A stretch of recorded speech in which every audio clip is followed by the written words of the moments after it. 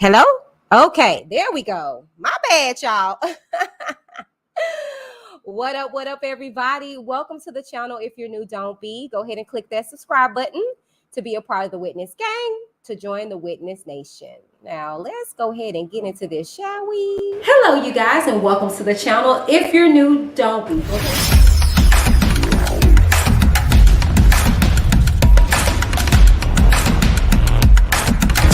I'm Whitney. Keep it cute and get the boot.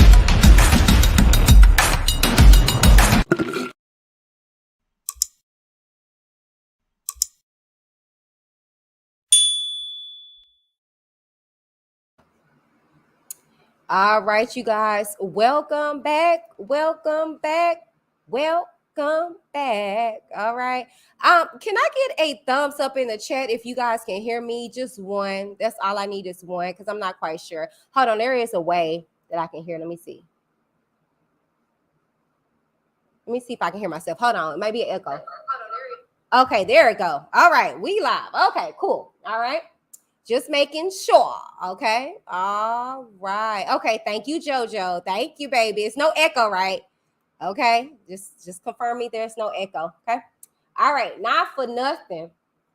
Okay. Disclaimer: this platform discusses any and all information that has been made known to the public in any way. I am not a journalist. Okay. I am a commentator. The views and opinions expressed in this video and on WhitneyD TV's YouTube channel do not necessarily reflect the opinion of Whitney D and WhitneyD's YouTube channel.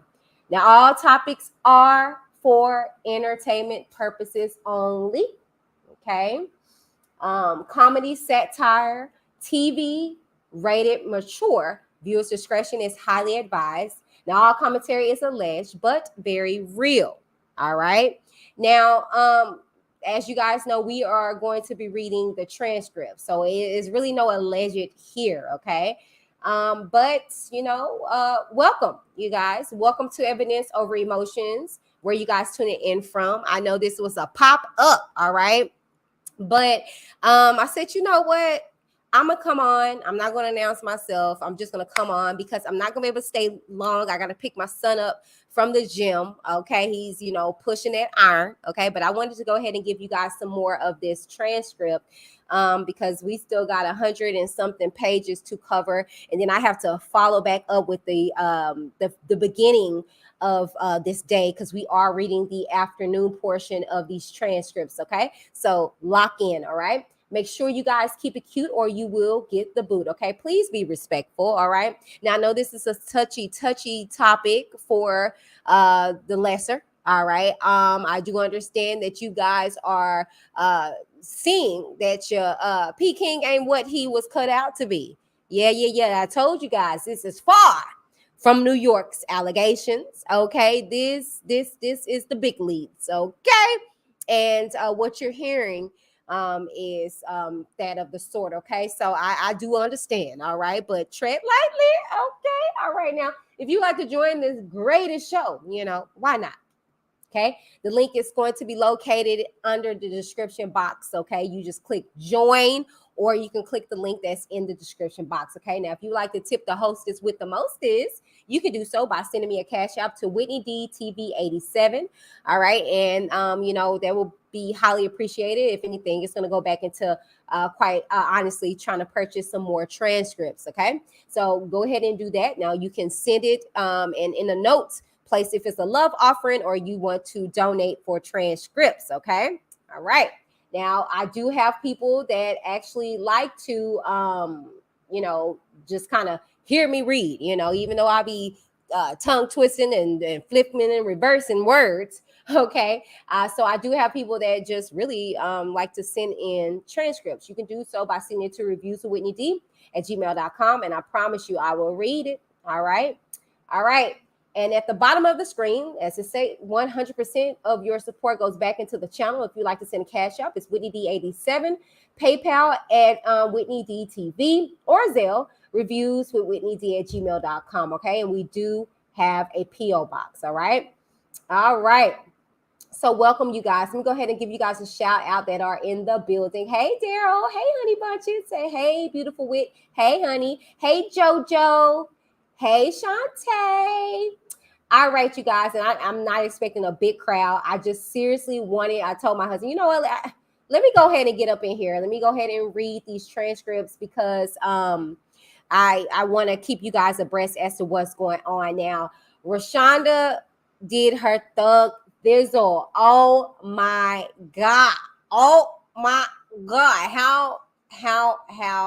How just amazed I am at this young lady. The resilience, the just overall, oh my gosh, just courage of this young lady to be able to stand in front of this man, okay, and answer some of the most horrible questions that were brought to her, you know what I'm saying? And I couldn't be more proud of these victims that are standing up to this man and having their day in court, okay? So I'm going to actually read some of the tweets that rang from Jason Misner, okay? Now, he was in the courtroom. He's a reporter from the Chicago Tribune. And I've just been keeping myself locked and load onto his Twitter, okay? Hey, Amisa. Hey, Honey Bunches. Hey. And I've just been listening in, okay? Now, I'm going to go as far as back as 4 hours, and we're going to go ahead and get to this transcript reading, okay? So this is from the courtroom. He says, Jane says she was put under oath before the grand jury, and these were the questions, okay? Question, were you truthful? She answered no. What did you tell them that was not true? She said that I was not involved with Kelly sexually and that we had never made any videotapes. So she stated that she lied to them. That was not true. Okay. So basically, she was sexual with R. Kelly and they did make videotapes. Okay. Goes on to say Jane acknowledges that in exchange for her testimony, she has been granted immunity from prosecution for perjury. All right. And basically, again, you know what I'm saying? She's cooperating with the feds because she knows she lied in prior turn. Okay. And also, you know, she allegedly messed around with some of the younger girls. Okay. That was there. But I concur. Okay. Goes on to say Jane says she turned over 2 key pieces of evidence to Kelly's lawyer: a silver cross necklace that was visible on the sex tape, as well as her passport, which had a photo of her wearing the same necklace. The lawyers were Ed Ginson, and I believe there was a Sam. Yikes. So she is now doubling down on her identity in the freaking video. Okay. Oh my God. You go ahead, Rashonda. Okay. And it goes on to say Jane testifies she moved to Kelly's mansion in Olympia Fields while his case was pending. But after he was acquitted, the relationship changed for the worse. As far as other women being involved, as far as abuse coming into play, Kelly's lawyer objects, now in sidebar. Of course she did. Okay, where my gavel? Of course. Bojangles. Say, wait a minute. Hey, Tavia. Yeah. Of course she came in as an objection on that. I bet. Goes on to say Jane testifies Kelly abused her from age 17 to the time she left him at 24. It involved being spanked and hitting. Oh, but on the contrary, remember all the other victims from New York, all the Jane Does and those of the lesser, spanked. Yeah. Sounds like a corroboration with their stories. Being spanked and hit, she says. She also says he controlled her, would not allow her to work or leave. Oh, no, that can't be. Nobody locked her up in there. She could have left. 3 hours in says, but in 2014, she said Kelly helped her rent her own place in University Park and got a car to go to work. He paid for it in part with a check that said settlement. Now, mind you, you guys, if you guys remember, I read the indictment, okay? For those that were trying to, get caught up, you need to go to my playlist. I got all of this in order for you guys, all right, to be able to catch up, okay? All right, you just gotta take a walk down memory lane, okay, on my channel, and you will see the playlist that I have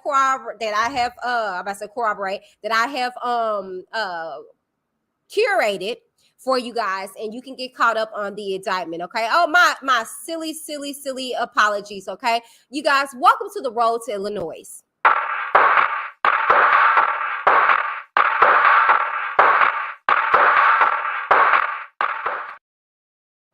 All right. Okay. So my bad, y'all. Welcome. Okay. You have been officially welcome. Okay. So yeah. Okay. I've already covered all this. And funny thing, it corroborates with the indictment. Okay. If you guys remember, I read that particular document where they found the invoice or whatever, and it says settlement. Okay. So she's saying, yeah, that was for a car note payment. Child.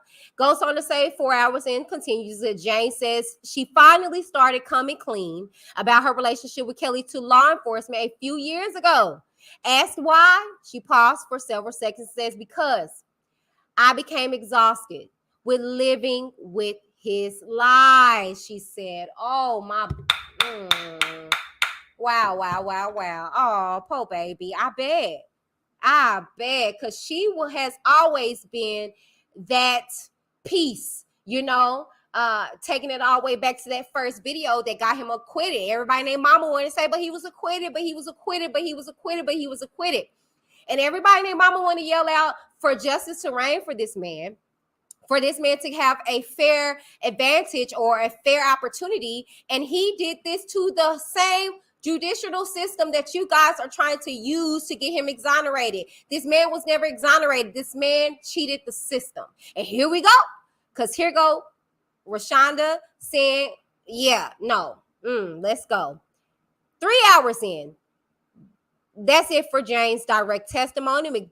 McDavid's lawyer, Brindley, is starting his cross now. Sounds like Bone Jean will cross-examine Jane on Friday. Okay. Now, like I said, we are going to be working on getting those transcripts. I told you guys I would not be reading no transcripts, but y'all were not playing, baby. Y'all were like, Whitney. Okay. Remember when? I said, okay, I got you. All right. So that was the final piece. All right. In regards to anything, it is an article. We're not going to read it because I think it's going to be a long read. We'll probably gather that up for the next read on tomorrow. Okay. So the update is said 54 minutes ago. With this article, it says Jane had been testifying for 4 hours about her clandestine sexual relationship with R&B superstar R.Kelly as a young teen. When she was asked why she finally decided to tell her story, her answer, I became exhausted with living with his lies. Okay, so we just read that. Okay, so let's go ahead and get into this transcript. Okay, reading the continuation. Now, as you guys know, we left off on page 569. We are, for those that are just joining, we just heard, shall I say, we just heard about, hold on, let me go ahead and pull that up. Okay, let me go ahead and pull this up. All right, let me go ahead and put the banner down the bottom. Okay, hold on one second. Let me update that for y'all because we are on page 5. We're on page 569. Okay, let me update that.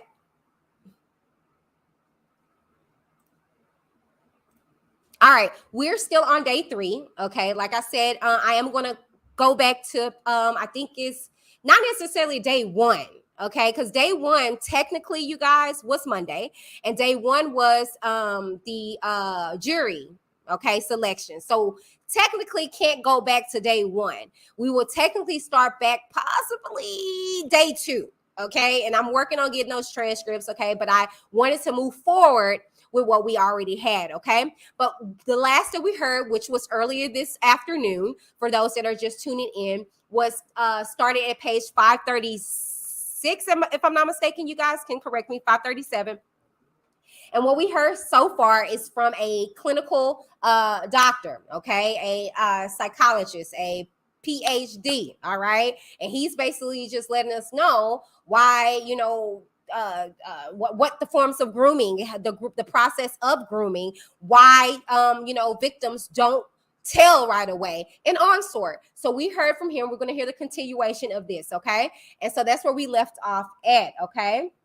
All right. So yeah. Okay, so we're gonna finish there. Okay, so I'm going to finish reading from there. You guys can follow along there. Okay, so if anybody come in, you guys greet them, let them know, hey, welcome. Hopefully I don't miss anybody. I'm going to try my best to watch the comments and stuff like that. Okay, all right, so let's go ahead and get into it. Okay.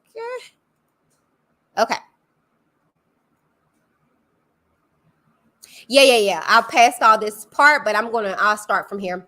And about 60% wait at least 5 years before they disclose anything. And that may not be a full disclosure to law enforcement.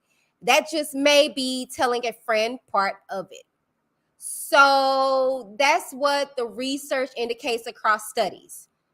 Ms. Pozzolo, Your Honor, may I have one moment, please? Pardon? May I have one moment to confer? All right. I have nothing further at this time. Ms. Bojin, you may cross-exam. Thank you, Your Honor. Cross-examination is as follows. Good afternoon, Dr. Turner. Good afternoon, ma'am. First of all, to be clear, you've never met my client, Mr. Kelly, correct? Never. You've never met any of the witnesses in the case who are going to testify, right? Correct. You've not examined Mr. Kelly, correct? No, ma'am. Okay. You've not examined any of the complaining witnesses. Am I right about that? You are. Have you watched the docuseries Surviving R.Kelly? No, ma'am. You have no idea whether the charges lodged against my client are, in fact, true or false or somewhere in between, right? I have no idea and no opinion on that matter. Okay, and you, in fact, don't even know whether my client has even engaged in any grooming or anyone, do you? No, ma'am. No idea. And isn't it true that not all people who are alleged sex offenders even engage in grooming? We don't see grooming when they are ambushed, like grabbing people from a parking lot or something like that. Attacks or opportunistic attacks, usually involving substance intoxication, but any long-term abuse, I've not seen or worked or read about a case that didn't involve grooming of some kind. Well, you provided a number of articles to the government, okay, that you rely on to, I guess, develop your opinions here, right? Yes, ma'am. One of them was called the self-regulation model of sexual grooming. Is that familiar? Yes, ma'am. And even in that article, which I assume you are familiar with since you provided it, right? Yes, ma'am. The authors there, the scholars say that many, but not all, sex offenders demonstrate behaviors that could be defined as grooming. Isn't that right? Yes, ma'am. I want to go back to your credentials a little bit. You said something about a doctorate and a PhD. Which one are you, a doctorate or PhD?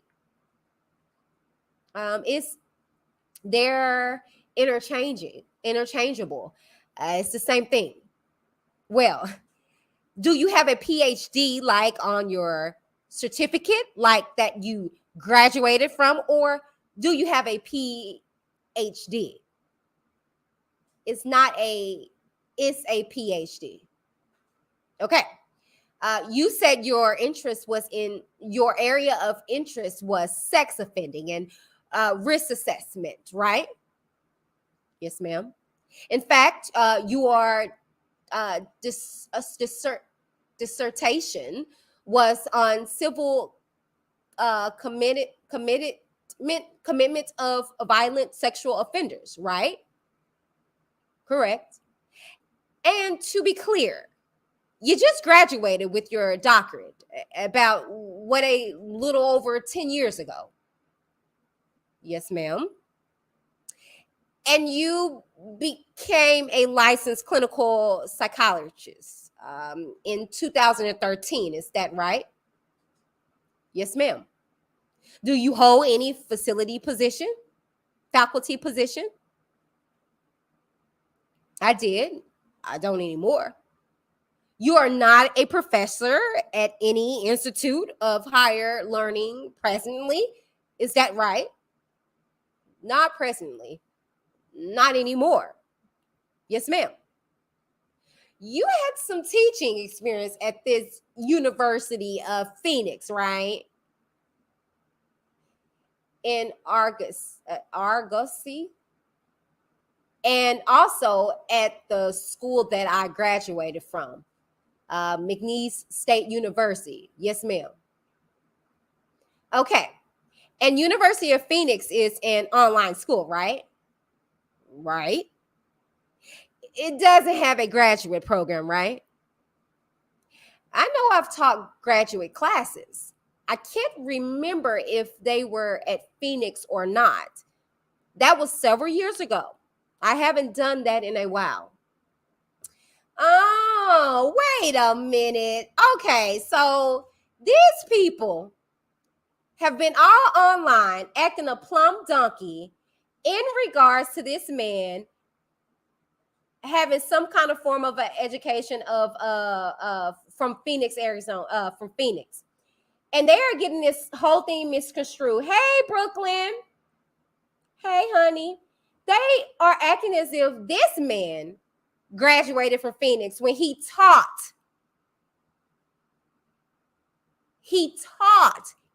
at Phoenix, Arizona. Get it, baby. He taught at Phoenix, Arizona. He didn't get anything from there. He taught there. And people are going around, running around, making it seem as if that's where he got his education from. Like, oh, nah, fools. He taught there. Big difference. But I continue. Where did you teach graduate classes? I taught graduate classes at the university where I got my bachelor's and master's degree from. And then I also taught graduate level classes, I believe, at Argosy. And when was that? That would have been 2014, 2015, something like that. And to be clear, your opinions here today are based on your personal clinical experience and stuff you read, right?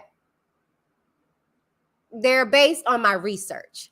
They're based on the body of research in our field. And they are based on my training and my experience. Yes, ma'am. And let's talk about your training. Now, after you earned a license, you worked as a staff psychologist in the Federal Bureau of Prisons, right? Yes, ma'am. Okay. You treated prisoners. You were a psychiatrist that treated prisoners in the Bureau of Prisons, right? Yes, ma'am. All types of prisoners, not just sex offenders, correct? Correct. And I guess you also treated victims there because rape is obviously something that happens inside prisons, right? Yes, ma'am. You indicated that you've treated victims of sexual abuse, but you haven't treated child victims of sexual abuse, right? No, ma'am, I have. And in what context have you treated child victims of sexual abuse? Locally.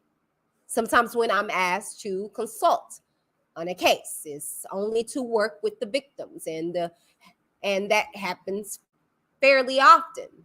I work with adult victims of childhood sexual abuse, but I have a lot of experience working with children just coming out of the abusive relationship, helping them normalize what happened to them and understand they are not the only person that has these feelings and these experiences.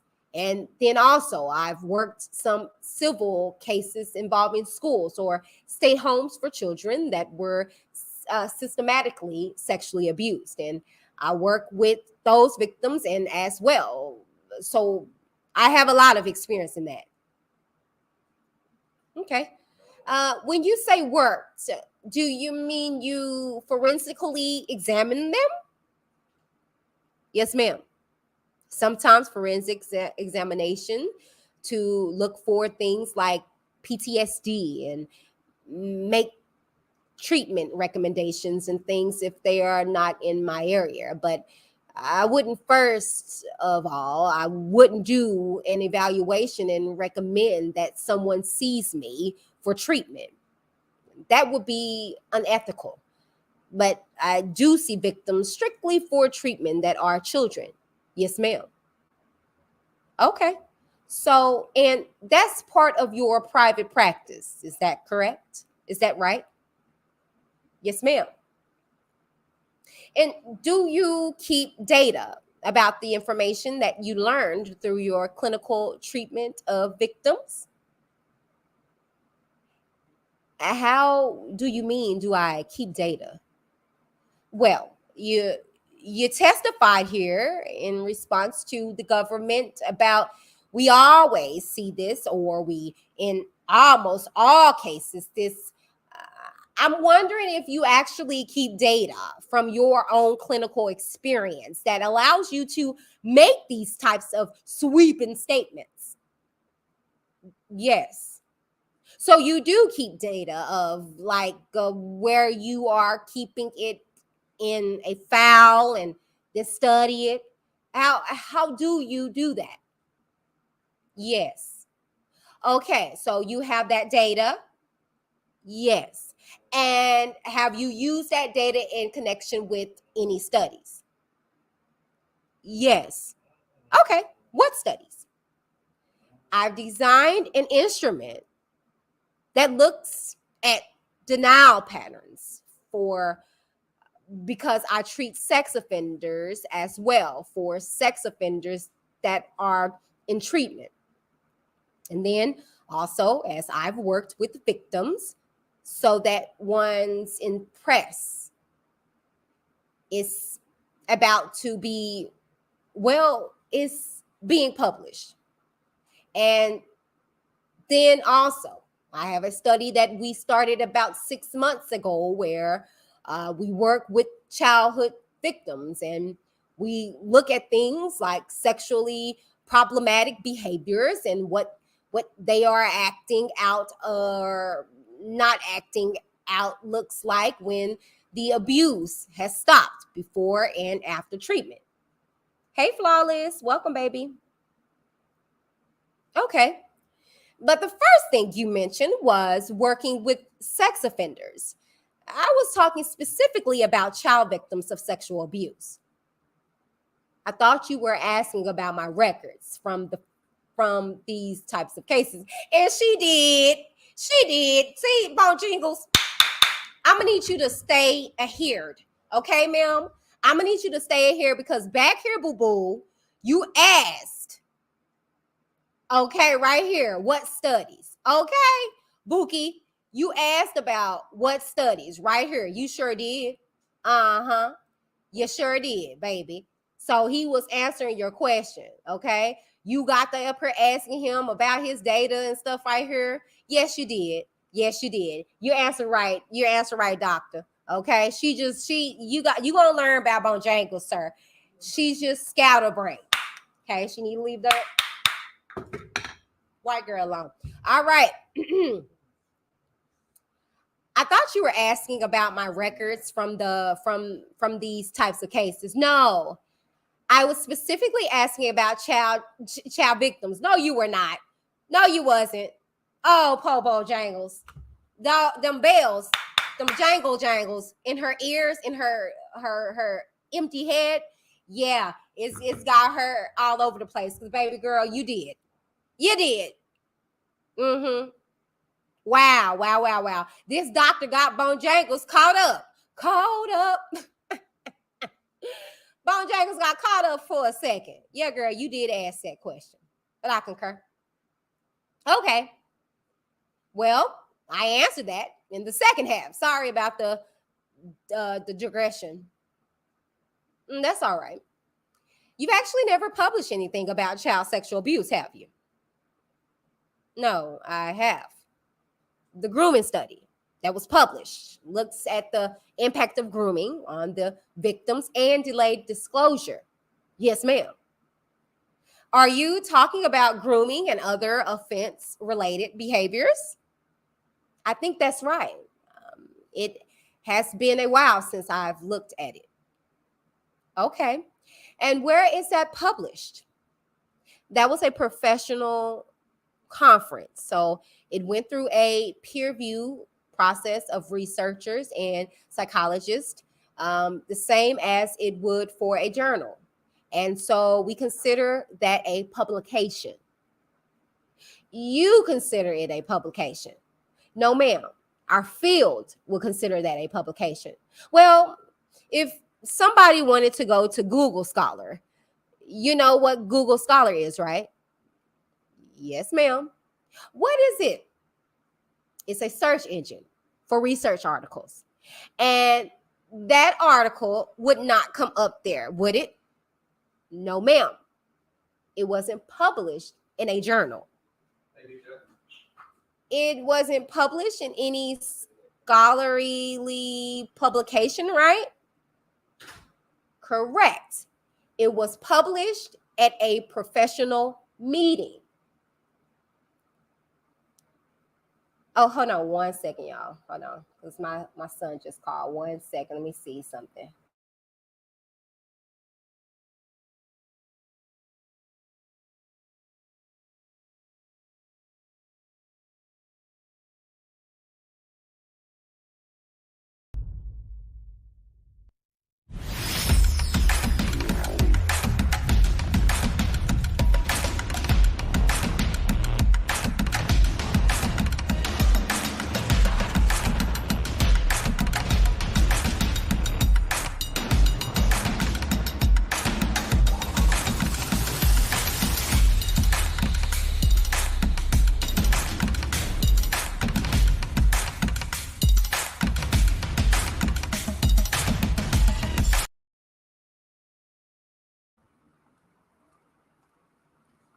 All right, you guys, I'm back. My husband gonna go get our son, so we're good. We're Gucci. All right, I see you guys are coming on up in here. Hey, Long Star said good evening to the chat as well. Hey, welcome. All right, let's go ahead and get into this, okay? All right.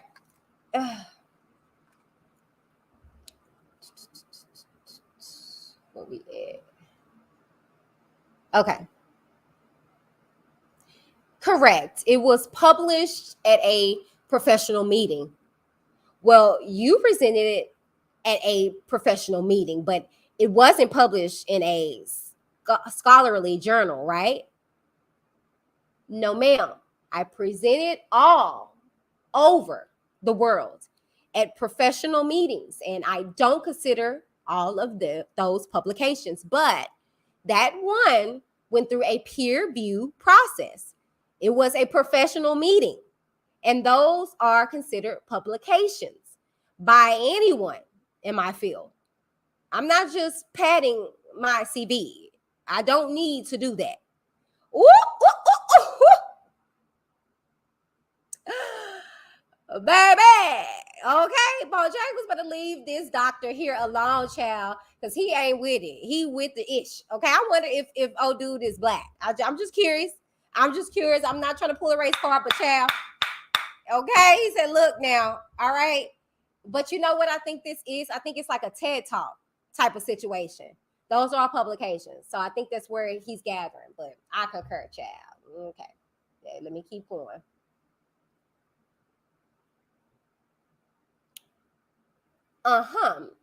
And that particular publication actually looked at offenders' self-reporting behavior, right?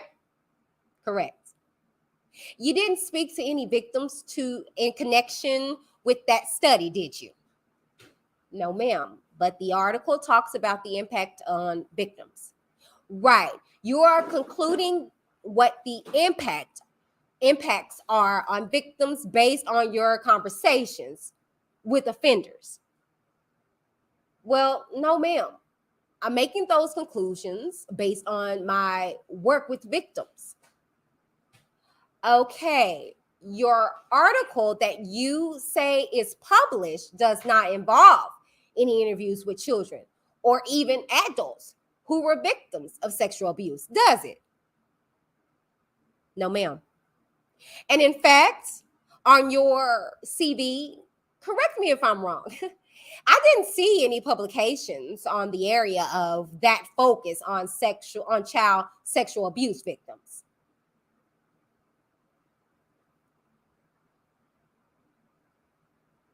No, ma'am, I haven't published something with that name. Well, how about anything like that focused on actually looking at the child victim's point of view? I didn't see anything like that. No, ma'am, no publications, just experience and education and training. And you would agree that as a psychologist, when you draw general conclusions about a population of people, you need to base those conclusions from a sample that would be representative of that population, right? Yes, ma'am.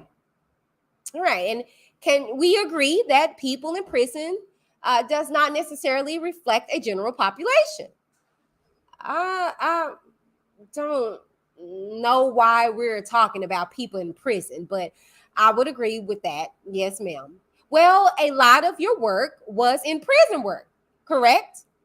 No, ma'am. I was supervised towards my license while I worked in the Federal Bureau of Prisons.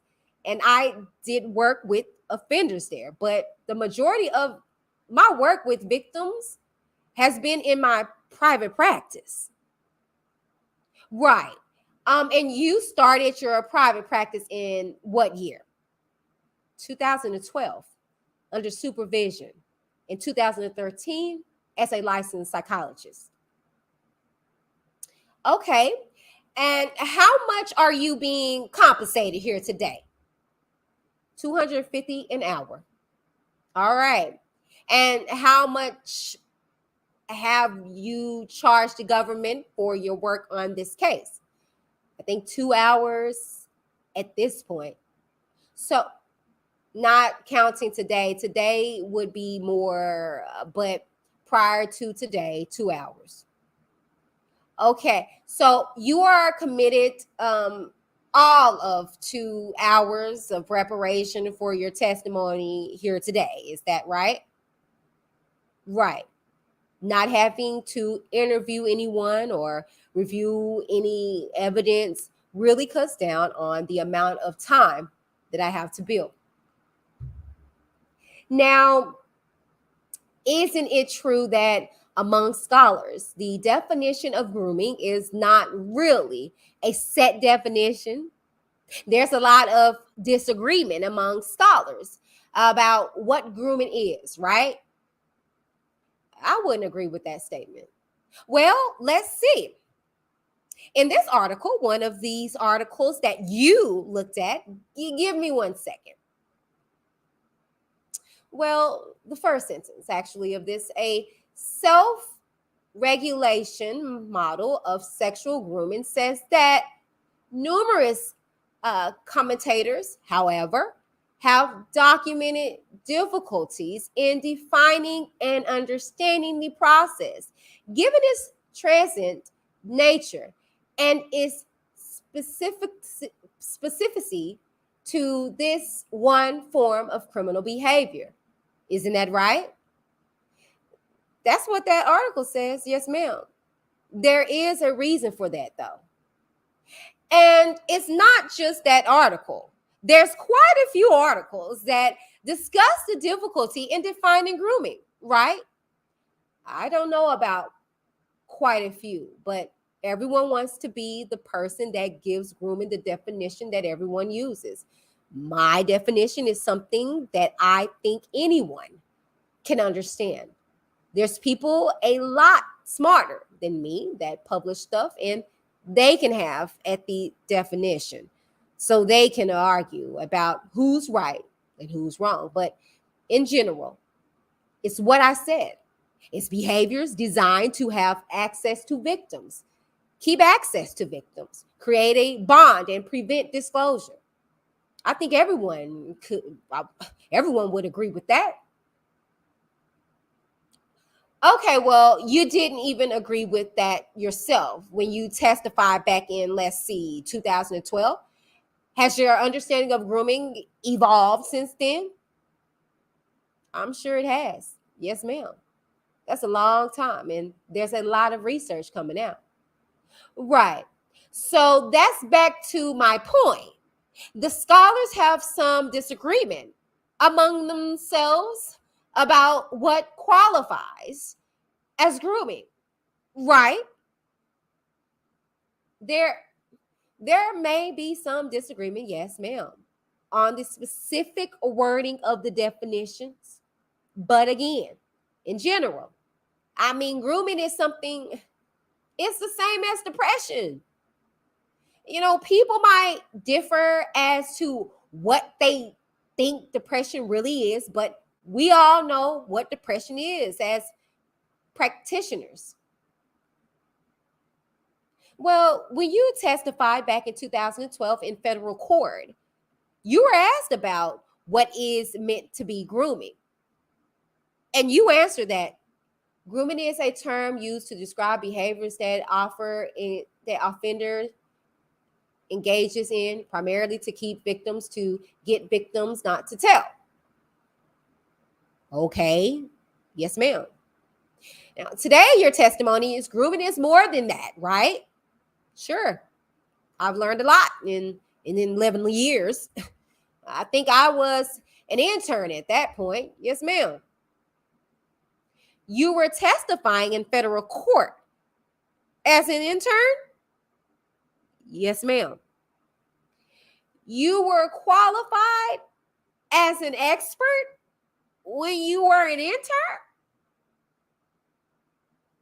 I don't remember. I had my supervisor there, and I think it was just one of those, just let this kid, get on the stand and have have that experience sort of thing. There was a defendant there that was being charged with a crime, right? Supposedly, I object to talking about a defendant in another case. I don't know that the witness even knows. He may not know specifically what case we're talking about. It's cross-examination. Let's move it along. Yes, you testified in a criminal case as an intern.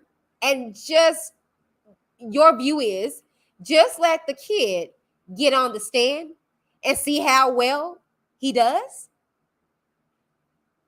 Well, I'm being light about it.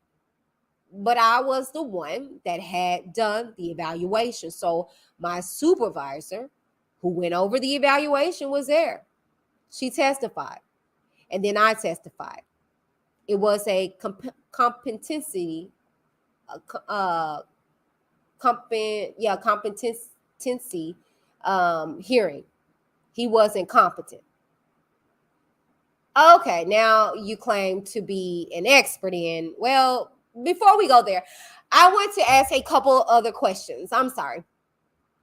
You talk about my research, the research. One of the factors of grooming you talked about was this, that I guess victims see that as a romantic relationship. Is that right? Post-pubescent victims mostly. Yes, ma'am. Okay, and can you point me to the research that you are relying on for that? Yes, ma'am. There's research about sexually problematic behaviors, and that's by a researcher named in Louisiana. We would say Hebert. I think it's Herbert here, whatever, maybe. But they talk about the sexually problematic behaviors that you see in prepubescent children, and then they talk about how it's more of a relationship, more of a sexual romantic relationship when they are older children. Okay, this isn't research you conducted, right? No, ma'am. You are not an experimental psychologist, are you? You don't have to be an experimental psychologist to conduct research, ma'am. Well, we all could read the article, I guess, and apparently take the stand and testify about it. But I'm asking you whether this was research you conducted. I don't think anyone in this room could read that article and get on the stand and testify as an expert. I've spent my last 15 years of my life studying this. Okay. And you pointed us to a paper that was original research by another person, right? Correct. You said we always see isolation. What do you mean we always see? Who's we? Professionals, people that work these cases. And always sounds like 100% of the time, or were you being casual? Hey, beautifully animated. Well, as I testified earlier, we don't see it in these ambush, opportunistic sexual abuse cases. But anytime there is interaction with the offender and the victim over time, I've never worked a case or read about a case where there wasn't some effort to isolate the victim in some capacity. Do you have any research that supports your view, your opinion, that there is always an element of isolation in sexual abuse, child sexual abuse cases? Well, it's not always, as I just said. Depending on the type of case, it is, but fair enough. Taking out the ambush, the jumping out of the bushes, rape situation, taking that out. Do you have any data to back up your claim that we always see isolation? Across studies in my research on grooming, I found that. And then there are other authors that I could name if you want me to, that talk about isolation as being probably the most frequent behavior that's seen in the grooming process. And again, this isn't original research you've done working with victims. This is stuff that you have read and studied, right? Right. But my research on grooming involving offenders, we learned about that as well.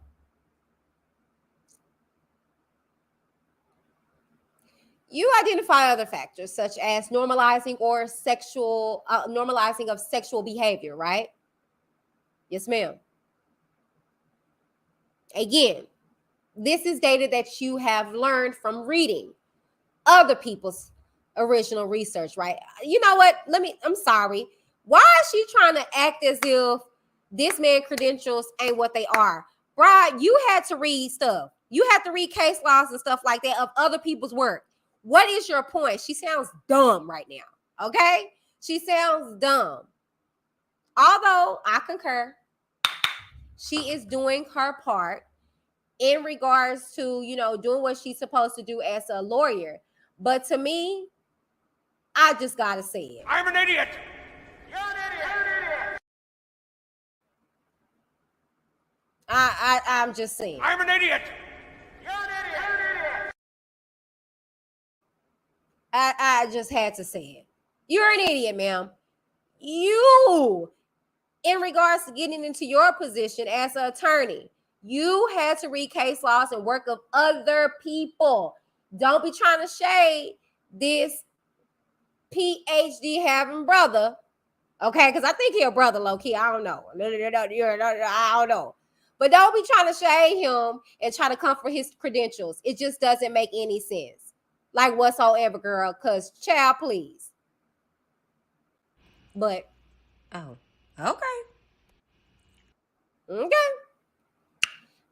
Let's continue, child. Ain't got time for Bojangles. She tripping.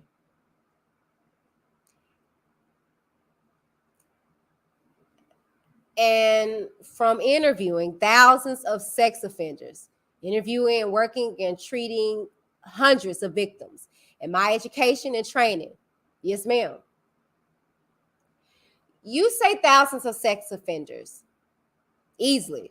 Yes, ma'am. You mentioned things such as showing the victim pornography, right? Yes, ma'am. Again, this is a factor that you derive from what research? That's a study by Wallach. And then there is a more recent study by, I believe it's Dr. Finkenler, looking at pre-internet and post-internet grooming techniques and how the use of showing pornography, producing child pornography of the victims has increased exponentially since the internet explosion, or whatever you want to call it. Okay, this is where we're going to stop. This is going to be our last page. Well, let me see where we at. Okay, we probably can squeeze in one more. I'm trying to cut this off in an hour. Now, you also discussed on direct examination, delayed disclosure, or something known as counterintuitive behaviors of sexual assault. Is that a term you are familiar with? Yes, ma'am. Okay. And you talked about some of the data around delayed disclosure of victims of child sexual abuse, right? Yes, ma'am. And are you differentiating between child sexual abuse from interfamilial family versus non-family? There are some differences that we see, but I was asked about in general, so I was responding in general. And you provided an article about that, I assume you relied on, called Variables in Delayed Disclosure of Childhood Sexual Abuse. Yes, ma'am. And did you rely on the article as a basis for your opinion about delayed disclosure? Yes, ma'am. But that article deals primarily with like incest and intrafamilial child abuse, doesn't it? Yes, ma'am. Do you have any research to believe that this case is a case about incest? I have no idea. Okay. You don't even have that basic understanding of this case. Is that right? Absolutely not. You also relied on a paper called Prevalence of Childhood Sexual Abuse and Timing of Disclosure in a representative sample of adults from Quebec. Yes. Yes. Was that was that the article that you were relying on when you were talking about your statistics about delayed disclosure? No, ma'am. Those are three articles from three of the leading researchers in that area, and their findings were the same. So I was citing three different studies. Were they the same? It looks like there's a collection of retrospective studies in that seem to be not all consistent with one another. You're always going to be able to find research that you know is higher or lower than other research, but the general findings among the more respected higher tier publications are the statistics that I gave to the jury earlier.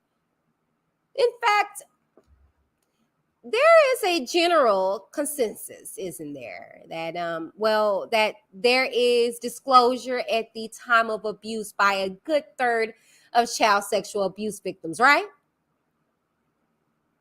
And we're going to stop on this page. I'm going to read it, but we're going to continue on page 589. Again, that's going to vary from study to study, but one thing you have to keep in mind is that that's not necessarily disclosure to law enforcement or to a parent. So it may be disclosure that doesn't go anywhere. And there's statistics about how many sex offenses end up in arrests and convictions, and it's very, very small. Yeah, I wasn't really asking you about that.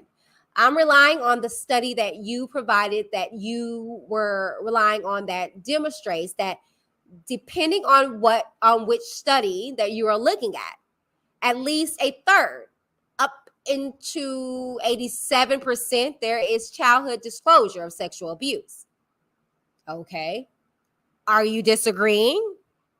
It sounds different than what you testified to on direct. So I guess I'm trying to get clarity. I think you know that study has some other good things in it. I think that those findings are commensurated with what most of the findings in the field and the research over the years have been. Well, this has a retrospective study of it. It was a meta-analysis. What's a meta-analysis? It's a study of studies. Right. So these were 11 different studies were looked at, right? Yes, ma'am.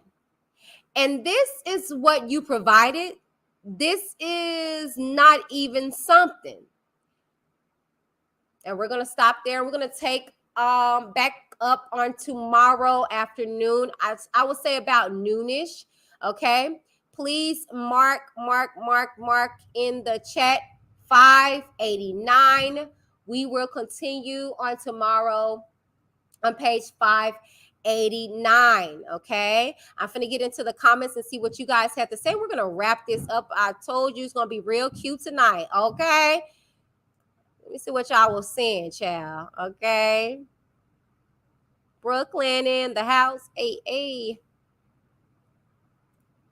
Mari says, I don't know what's wrong about going to college online. Online school is actually more personable. So the defense should have chilled out on that. She's just a butthole. If you have not been around the around, you kind of aren't probably familiar with Bojangles. Bojangles is a butthole.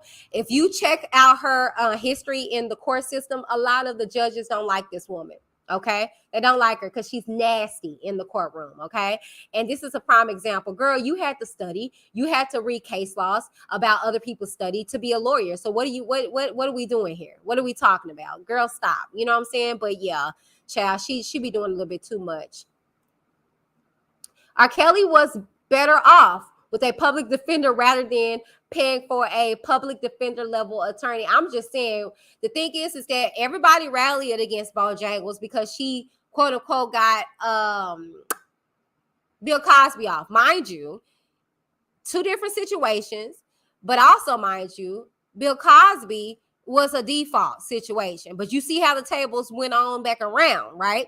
Because when you are guilty, you're guilty. Okay, and his butt just lost his last case with her leading the charges. So good luck with that. Good luck with that. You know.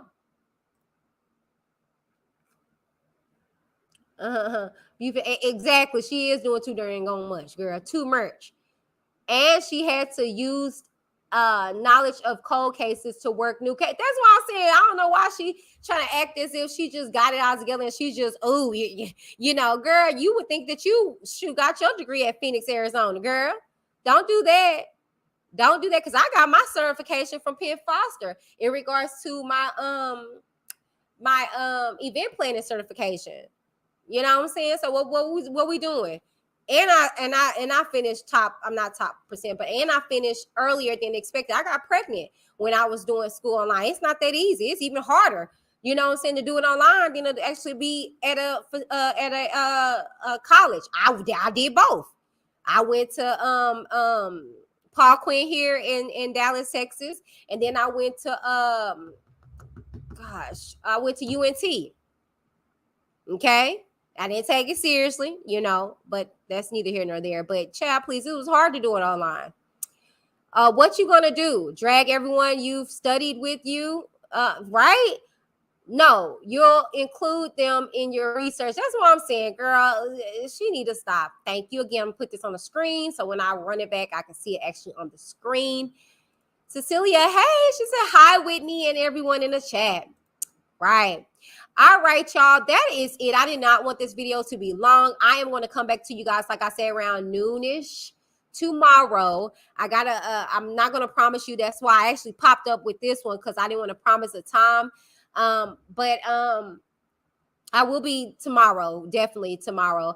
I'm kind of still recovering from a sinus infection, like a cold. So that's why I'm not on camera. But I will be hopefully back at 100%, probably like at 85% right now. So that's why I just was like, let me just do some readings and stuff like that.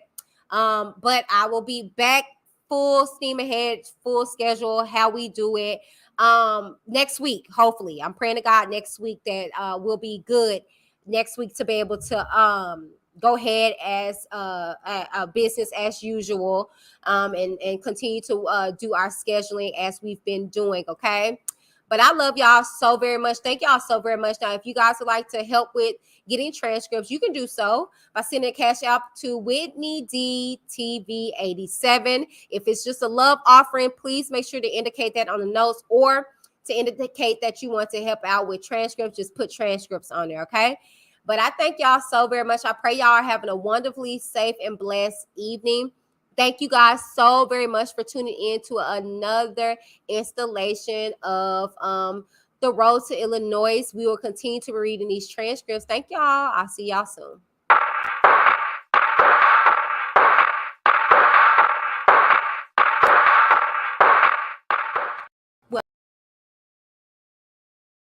Welcome, everybody. I'm Whitney D of WhitneyD TV and the producer of When Time Stopped. And I am here to let you guys know that we are casting for When Time Stopped 2, a docuseries on childhood sexual abuse.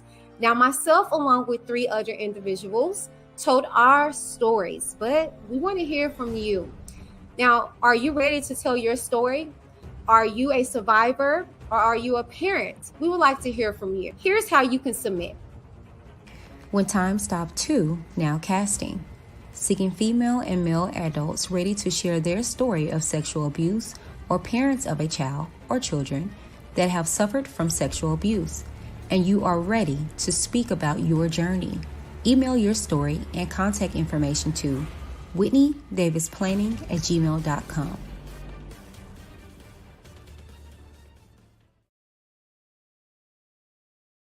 Suja, meaning long, beautiful life, embodies the promise that flows from the cold-pressed beverages it delivers in each and every bottle. Now today they carry on their founder's mission to get the best quality, organic, and non-GMO beverages into as many hands as possible. Now I am happy to say I am one of those hands. Yes, I'm Whitney D of WhitneyD TV, and I am a proud ambassador of Suja Juice. I love, personally, their vibrant probiotic juice, and their immunity elderberry shots got me and my family through the roughest times of COVID-19. Now, if you want to find a quick and resourceful way to take on all of your vitamins and nutrients, try SujaJuice.com. Visit the description box down below to get more information and let them know that Whitney D or WhitneyD TV sent you. Bye. SujaJuice.com, okay? And you can actually pick up this juice at any of your retail stores, Walmart or Whole Foods. I am a brand ambassador, okay? SujaJuice.com, okay?